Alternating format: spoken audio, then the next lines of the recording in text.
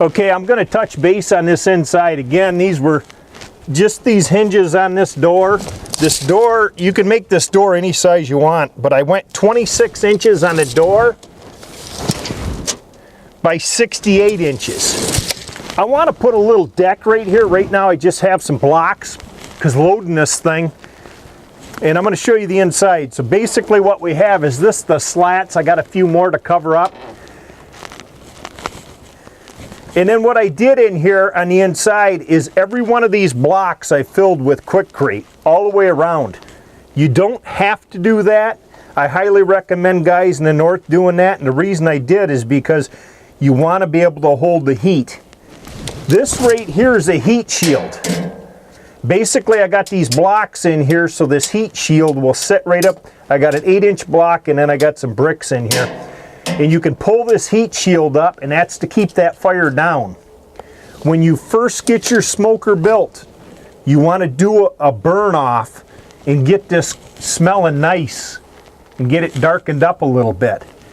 So your rack system, you can adjust whatever. Right now I just have some 2x2s in here, basically in between, and this is, again, it's adjustable. You got about 14.5 inches. From the bottom of the blocks, I'm up about 28 inches. This could go down if I wanted it to. And then to the top of the next one, I'm at about 47.25. And I can take and put another rack up here and another rack in here. These racks come in and out. And basically this mesh, I went to Home Depot, and this is the concrete mesh that you get. And all I did is put that in there. It's under 10 bucks a piece. So my racks on the inside, what I did is I didn't want them real tight up against here. I want to be able to move them and slide them out. So these were in length 36 inches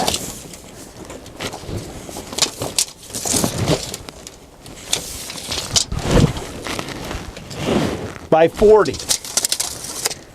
So I want to be able to take these out to clean them off. When you're smoking chickens, and I got the chicken holders, you can cut them in half and lay them in here, and you put them chickens in here.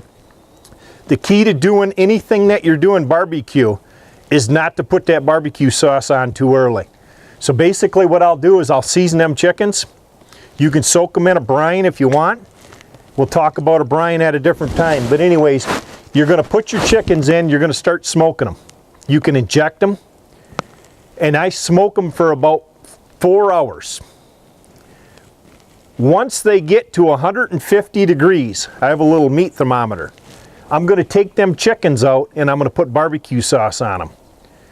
And then I'm going to take them to 165 degrees. Anytime you put that barbecue sauce on a meat and try to smoke it for 6-7 hours, that barbecue sauce is going to want to burn because of the sugar and stuff that's in there. So that works real good by doing it that way. Eventually what I'm going to add to this, because I'm going to have a pipe up there, a 3/4 inch pipe, and I'm going to run a cable. And I'll probably have a round ring. I haven't really figured out exactly how, but anyways, I want it to be able to, it's going to be able to hold that pig.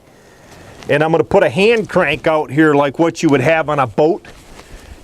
And I'm going to just have that cable go up through and come down so I can adjust that pig. And I can adjust hind legs. You could put whatever you want to hang in there.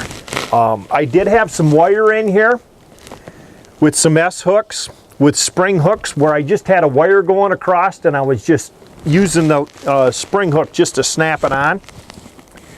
The reason I want to get that pipe is I'm going to put some eye loops in it, so each spot I could take and I could have pork roast or whatever hanging.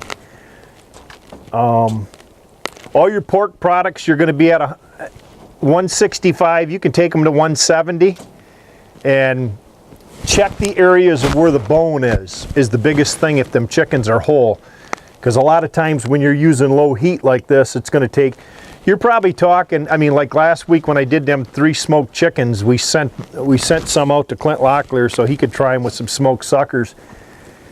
It was about 7 hours. I started this. I did leave a few times and the fire got down. It never really got down below 150. Right now I can leave the house for a good hour and a half before I have to be back here. Eventually, once I get this all boxed in, I bet you it'll hold the fire for 2.5 hours or so.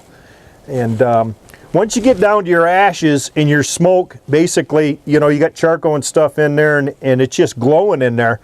Just to add more smoke, just take, and you don't have to use big pieces, just take a piece like this and you can buck it up and just set that in there. That heat shield, if that fire's getting up, that's the reason of using the heat shield. When I first start out, that heat shield's back like that, and then all I do is I have a welding glove here, and all I'm going to do is I'm going to take and I'm going to reach in like this, and I'm going to put that heat shield down just like that, so the heat shield's down. One thing that I want to change on this heat shield is I'm going to put some little holes in here so that heat will go up, because now that heat, once this heats up, it's going up, but I just want to have a few little holes. I'll probably drill like 1/2-inch holes, mixture of holes. This was scrap metal. It was laying over there on the other side at the barn. So I went over there when I had the idea, and I got this off YouTube. I just went on looking up smokers. I've done a few, altered a few things on it, but I have lots of lumber laying around. So I got a Wood-Mizer mill, so I can basically cut whatever I want. But I would say even if a guy had to go out and buy 2x4s and get a few sheets of tin, person would probably be around $700 is what I would guess.